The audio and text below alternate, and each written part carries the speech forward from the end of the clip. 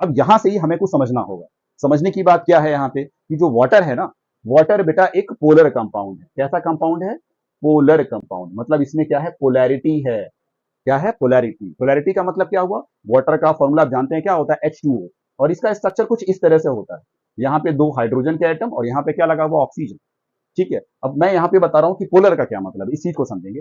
तो पोलर का मतलब ये है यहाँ पे जो ऑक्सीजन है, ये एक इलेक्ट्रो ये हाईली इलेक्ट्रोनेगेटिव एलिमेंट है। मतलब अगर कोई इलेक्ट्रॉन्स कहीं पे हैं तो उसको अपनी तरफ क्या करेगा? खींचने की कोशिश करता है, लालची है थोड़ा।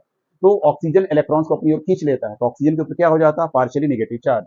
वहीं हाइड्रोजन पे क्या होता है? पार्शियली पॉजिटिव चार्ज होता है। Hydrogen has got the partially positive charge.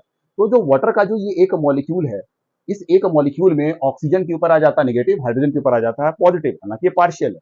अब इसमें अगर मैं एक NaCl के मॉलिक्यूल को डालूंगा, तो NaCl को आप जानते हैं कि ये एक इलेक्ट्रोवेलेंट कंपाउंड है, जिसमें सोडियम के ऊपर होता है पॉजिटिव चार्ज, क्लोरीन के ऊपर क्या होता है? Negative charge. तो ऑब्वियस ही बात है, क्या होगा कि ये जो ऑक्सीजन जिसके ऊपर नेगेटिव चार्ज है, समझना, ये ऑक्सीजन क्या करेगा? ये ऑक्सीजन इस Na+ को अपनी तरफ अट्रैक्ट करेगा, खींच के रखेगा। वहीं इस Cl- को क्या होगा कि वाटर का जो दूसरा मॉलिक्यूल है, उसका हाइड्रोजन इसके क्लोरीन को अपनी तरफ खींचने की कोशिश करेगा। यानी कि जो ये पोलैरिटी है इन दोनों में, इनकी वजह से वाटर के मॉलिक्यूल्स के बीच में और NaCl के बीच में एक फोर्स ऑफ अट्रैक्शन पैदा हो जाता है। फोर्स ऑफ अट्रैक्शन पैदा हो जाता है।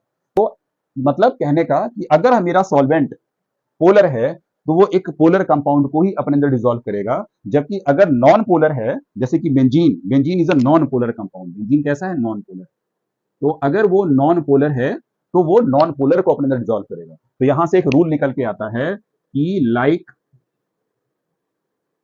डिसॉल्व्स